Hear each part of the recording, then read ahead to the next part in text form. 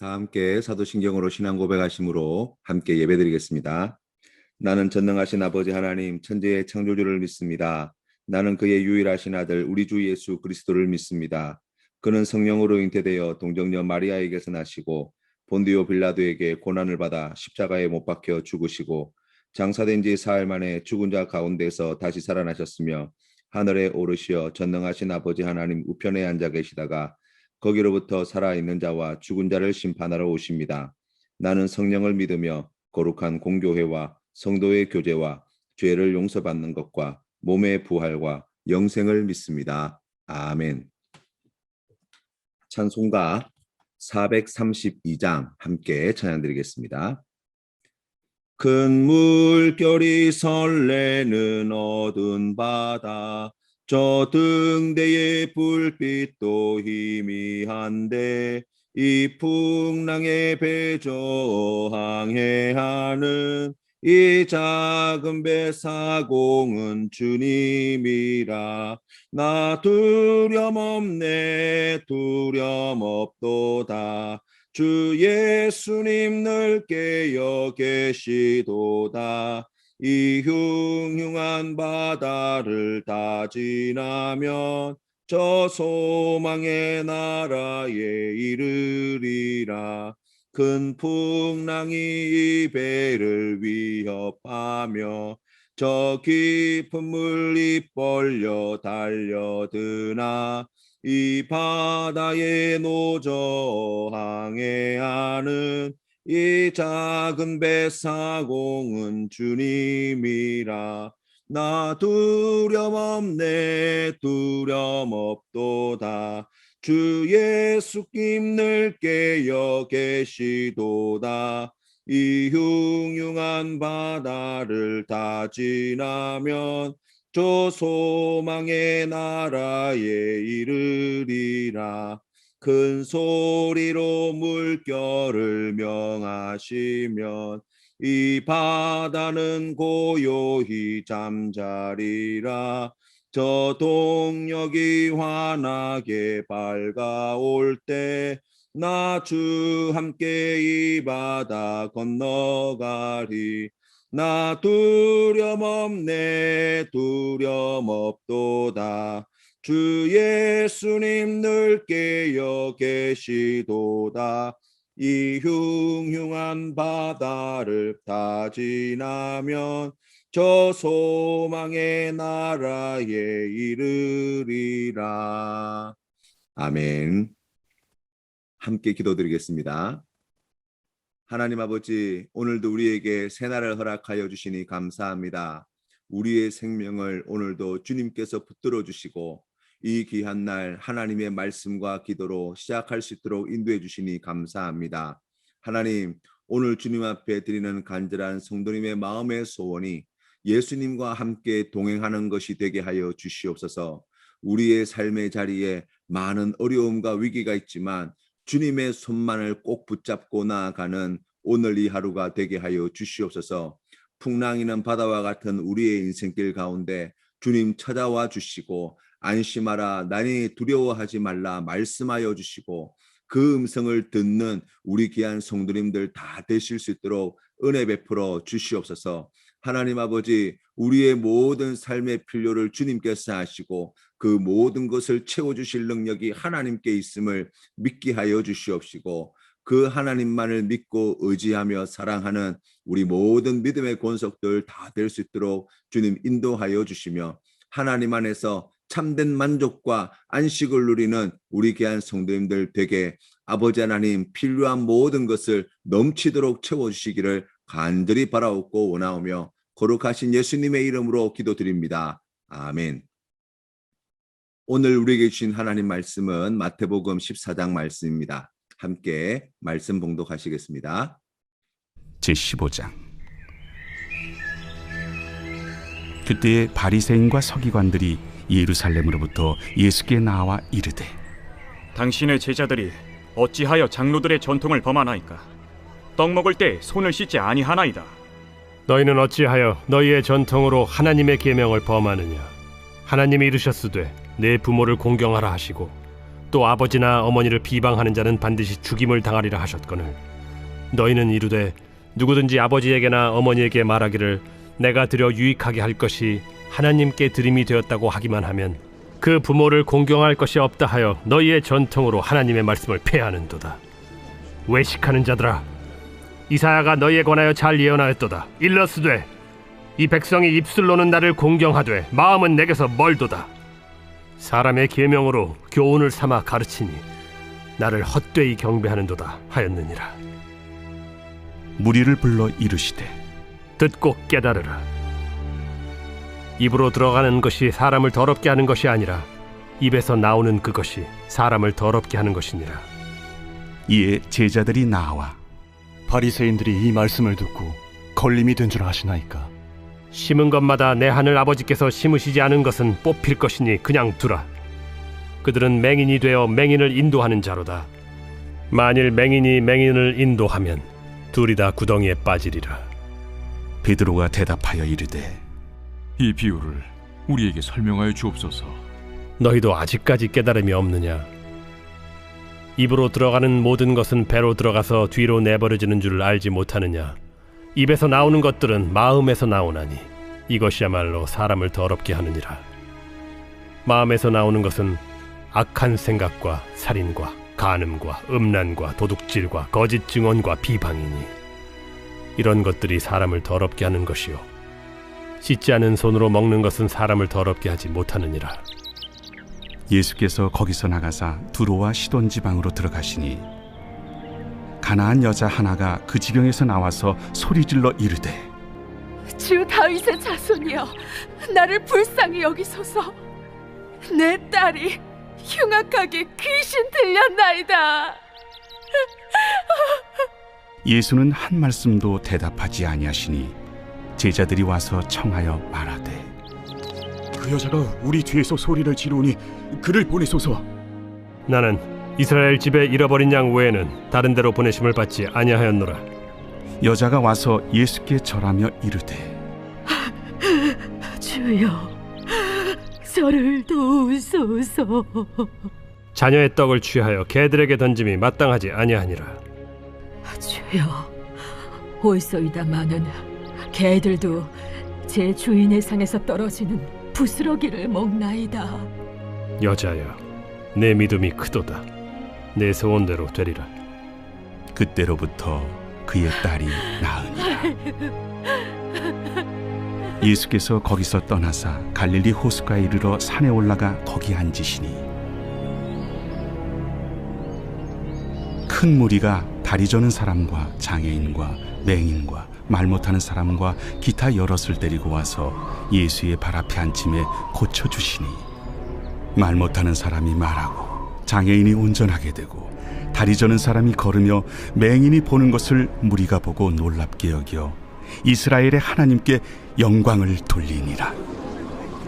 예수께서 제자들을 불러 이르시되 내가 무리를 불쌍히 여기노라. 그들이 나와 함께 있은지 이미 사흘임에 먹을 것이 없도다. 길에서 기진할까 하여 굶겨보내지 못하겠노라. 광야에 있어 우리가 어디서 이런 무리가 배부를 만큼 떡을 얻으리이까? 너희에게 떡이 몇 개나 있느냐? 7개와 작은 생선 2마리가 있나이다. 예수께서 무리에게 명하사 땅에 앉게 하시고 떡 7개와 그 생선을 가지사 축사하시고 떼어 제자들에게 주시니 제자들이 무리에게 주매 다 배불리 먹고 남은 조각을 7광주리에 차게 거두었으며 먹은 자는 여자와 어린이 외에 4,000명이었더라.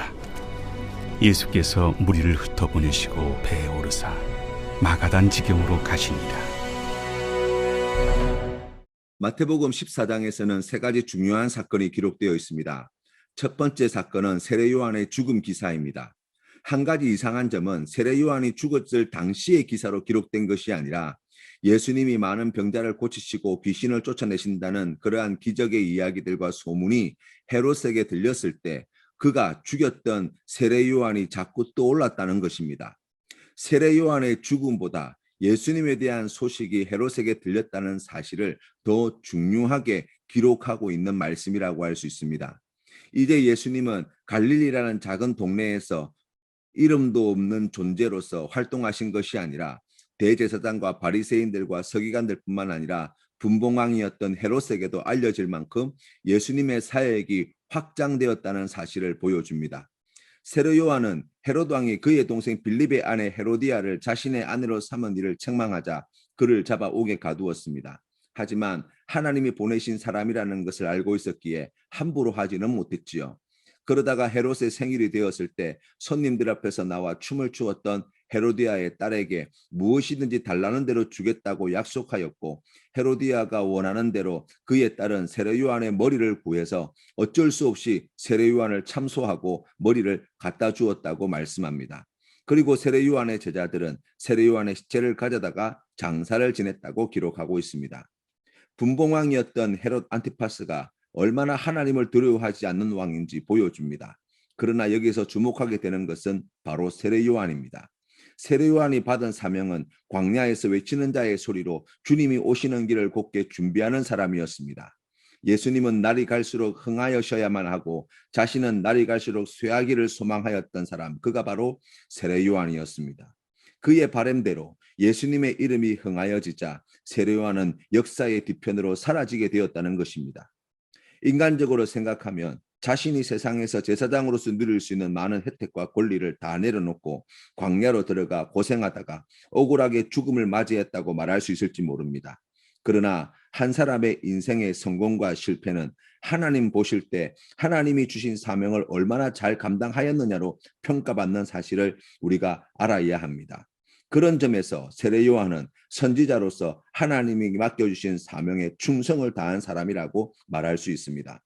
사랑하는 성도 여러분, 우리의 삶의 목표가 무엇입니까? 세상에서 영광을 누리는 것이 우리의 삶의 목표가 아닙니다. 내가 주인공이 되는 인생이 우리의 삶의 목표가 아닙니다. 우리는 예수 그리스도의 증인으로 부름받은 사람입니다. 예수 그리스도를 드러내는 사람들입니다. 이를 위해서 하나님의 뜻대로 행하는 믿음의 삶, 이웃을 내 몸과 같이 사랑하는 사랑의 삶, 다시 오실 주님을 간절히 기다리는 소망의 삶을 살아가는 성도가 되어야겠습니다. 오늘 주시는 말씀을 통해서 이 귀한 믿음의 삶으로 하나님께 영광 돌리시는 우리 모든 믿음의 권속들 되시기를 주님의 이름으로 축원합니다. 두 번째 기사는 오병이어의 기사입니다. 한 어린아이가 가져온 도시락인 보리떡 5개와 물고기 2마리로 예수님께서 남자만 5,000명을 넘게 먹이신 기적이 기록된 사건입니다. 사실 유대인들은 이 사건 이후에 예수님이 이스라엘의 왕이 되셔야 한다고 생각하였습니다. 남자만 5,000명이 넘는 사람들이 주님이 주시는 떡과 물고기를 받아 먹었습니다. 이들이 먹고 난 뒤에 모르긴 몰라도 이스라엘이 아마 발칵 뒤집혀지지 않았겠습니까? 예수님의 소문이 더 많이 더 널리 퍼지게 되지 않았겠습니까? 더 많은 사람들이 예수님을 쫓아다녔을 것입니다. 그러나 예수님이 행하신 기적에 놀라는 사람들, 그 기적의 소문을 듣고 따라다니는 사람들은 더 많아졌을지 모르지만 예수님을 진실로 믿는 사람들은 그리 많지 않았다는 사실을 우리가 알 수 있습니다. 그 이야기가 이 세 번째 베드로가 바다에 빠진 기사로 설명되어집니다. 22절 말씀에 보시면 오병이어의 기적을 행하신 후 사람들이 예수님을 왕으로 세울 생각에 흥분하고 기뻐하고 배가 불러 행복해하고 있을 때 오히려 예수님은 즉시 제자들을 재촉하여서 그 자리를 떠나실 준비를 하셨습니다. 무리들을 예수님이 돌려보내시고 제자들에게는 서둘러 배를 타고 먼저 바다를 건너가라고 명령하셨습니다. 슈퍼스타가 되셔서 사람들의 환호와 박수를 받으셔도 되셨으나 예수님은 그런 자리를 외면하셨습니다. 그리고 제자들이 그런 헛된 영광을 구할까 오히려 조심시키시는 모습을 볼 수 있습니다. 왜 예수님은 오병이어의 기적을 통해 얻게 될 모든 영광을 버리셨을까요? 그것은 이스라엘 백성들의 배를 불리기 위해 예수님이 이 땅에 오신 것이 아니기 때문입니다. 이스라엘의 왕으로 즉위하시려고 우리 예수님께서 오신 것이 아닙니다. 세상 죄를 짊어지시고 십자가에 오르시기 위해 오신 예수님이시기 때문입니다. 그래서 오히려 박수받고 영광받고 칭찬받고 할 수 있는 그때 오히려 예수님은 베드로와 제자들을 먼저 바다 건너편으로 보내시고 예수님은 홀로 산에 올라가 기도하셨다고 말씀합니다. 예수님이 5장에서 7장까지의 설교 말씀을 전하시던 장소가 산이었습니다. 그리고 지금 기도하시기 위해 산으로 가셨습니다. 바로 이 산은 모세가 하나님으로부터 율법의 말씀을 받은 신의 산처럼 하나님의 임재 가운데 들어가는 장소임과 동시에 하나님의 말씀을 받는 장소라는 의미를 둘 수 있습니다. 세상의 모든 영광을 다 받을 수 있을 때 예수님은 오히려 그 모든 것을 버리고 하나님께로 달려가셨다고 말씀하고 있습니다. 그리고 그 이유는 예수님에게 하나님 아버지께 주신 사명을 끝까지 잘 감당하시기 위함이라고 이야기할 수 있습니다. 바다를 건너기 위해 배를 탄 제자들의 마음은 얼마나 기쁘고 설렜을까요? 우리 선생님이 보리떡 5개와 물고기 2마리로 5,000명을 넘는 사람들을 배불리 먹이셨다는 이야기를 아마 신나게 이야기하며 앞으로 어떻게 해야 될지 장밋빛 청사진을 그리며 바다를 건너지 않았겠습니까? 더군다나 예수님이 떡과 물고기를 사람들에게 나눠주시는 일들을 제자들에게 맡기셨습니다. 자신들의 눈으로 직접 보았습니다. 자신들의 손으로 그 떡을 전해주었습니다. 이제 예수님에 대하여 의심할 여지 없이 믿음의 확신을 갖게 되었다고 아마 그렇게 생각하였을 것입니다. 그런데 배가 육지에서 수리를 떠나 있을 때 풍랑을 만납니다. 심한 파도에 배가 흔들리고 빠져 죽게 되었을 때 이 제자들은 어찌할 줄 몰라 두려움에 빠져 있었습니다. 이때 시간상으로 보면 새벽 3시에서 6시 사이에 예수님께서는 그러한 제자들을 만나시기 위해서 바다를 걸어서 풍랑 속에서 이 제자들을 찾아오셨다는 것입니다. 제자들은 예수님을 알아보지 못하고 유력인 줄 알았습니다. 그래서 풍랑 때문에도 두려워서 쩔쩔매고 있었는데 그들 눈앞에 유령이 나타났다고 생각할 때 더 큰 두려움에 빠져 소리를 질러댔다고 성경 말씀은 기록합니다. 예수님은 두려움에 빠져 어쩔 줄 몰라 하는 제자들에게 즉시 안심하라, 나니 두려워하지 말라고 말씀하셨습니다. 이때 베드로가 만일 주님이시거든 나를 명하여 물 위로 오라고 하소서 하였습니다. 그때 예수님은 분명한 목소리로 오라 말씀하셨습니다. 베드로는 주님의 말씀대로 배에서 내려 물 위로 걸어갔습니다. 그러나 바람이 무서워 얼마 가지 못하고 다시 바다에 빠지게 되었다는 것입니다. 예수님께 나를 구원해 달라고 소리를 쳤습니다. 주님이 손을 내밀어 구원해 주셨습니다. 예수님은 베드로에게 믿음이 작은 자여 왜 의심하느냐고 배에 오르실 때 바람이 그치셨습니다. 제자들이 오병이어의 기적을 경험하였을 때 그들은 이제 예수님이 하나님의 아들이시며 이스라엘의 왕이 되실 분이라는 사실을 확신한다고 생각하였을 것입니다. 그 능력이 많으신 예수님을 자신들이 모시고 있다는 사실에 큰 기쁨을 맛보았을 것입니다. 그러나 주님을 향한 그들의 믿음은 풍랑 앞에서 아무런 힘도 발휘하지 못했습니다. 예수님이 오라고 해서 물 위로 발걸음을 내디뎠지만 주님이 지금 바다를 물 위로 건너 오시고 물 위로 걸어 오시고 그리고 주님이 자신들 앞에서 그렇게 말씀하셔서 그 말씀에 순종하여서 바다 위를 걸어가게 되었지만 발밑에 파도가 크게 일어나고 바람 소리가 귀에 크게 들릴 때 주님을 향한 베드로의 믿음은 곧 흔들리고 주님을 향한 확신은 곧 의심으로 바뀌어지고 결국 바다에 점점 빠져들어가게 되었다는 것입니다. 바로 이것이 제자들의 믿음의 현주소였습니다. 우리가 신앙생활할 때 늘 갖는 마음의 기대가 있다고 한다면 오늘 예수님이 행하신 오병이어의 기적과 같은 일이 내 삶에서 일어났으면 좋겠다는 마음을 가질 수 있습니다. 기도해서 병이 낫고 귀신이 떠나가고 오병이어와 같은 놀라운 일들이 일어난다면 예수님을 내가 더 잘 믿을 수 있을 것이라고 생각할지도 모릅니다. 그러나 믿음은 기적에서 나오는 것이 아닙니다. 구원은 기적을 통해서 얻어지는 것이 아닙니다. 우리는 너무나 연약하고 어리석어서 아무리 큰 능력을 경험해도 돌아서면 내 발 아래에 조그만 문제만 생겨도 곧 의심하는 인생임을 알아야 합니다. 우리는 기적이 아니라 예수님과 함께 할 때 비로소 시험을 이기고 유혹을 이겨낼 수 있습니다. 예수님의 손을 꽉 붙잡고 있을 때 넘어지지 않고 실족하지 않을 수 있습니다. 폭풍우 치는 바다와 같은 우리의 인생길을 믿음으로 끝까지 안전하게 걸어갈 수 있는 것입니다. 보리떡 5개와 물고기 2마리는 아무것도 아닙니다. 그러나 주님의 손에 들려진 보리떡 5개와 물고기 2마리는 위대한 능력을 보여줍니다. 우리 인생도 마찬가지입니다.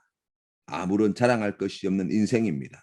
그러나 주님과 함께 할 때, 주님의 손에 붙들린 인생이 될 때 세상을 이기고 악한 마귀를 이기고 하나님이 행하시는 놀라운 구원을 그리고 하늘의 영광과 기쁨을 영원히 누리게 되는 줄 믿으시는 성도님 되시기를 바랍니다.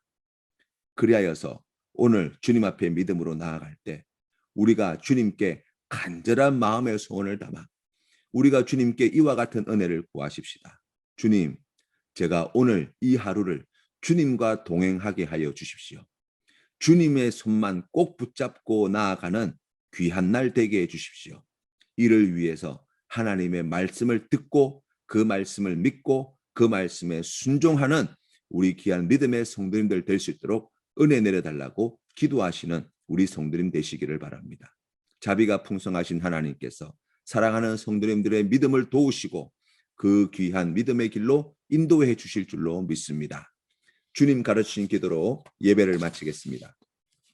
하늘에 계신 우리 아버지, 아버지의 이름을 거룩하게 하시며 아버지의 나라가 오게 하시며 아버지의 뜻이 하늘에서와 같이 땅에서도 이루어지게 하소서. 오늘 우리에게 일용할 양식을 주시고 우리가 우리에게 잘못한 사람을 용서하여 준 것 같이 우리 죄를 용서하여 주시고 우리를 시험에 빠지지 않게 하시고 악에서 구하소서. 나라와 권능과 영광이 영원히 아버지의 것입니다. 아멘.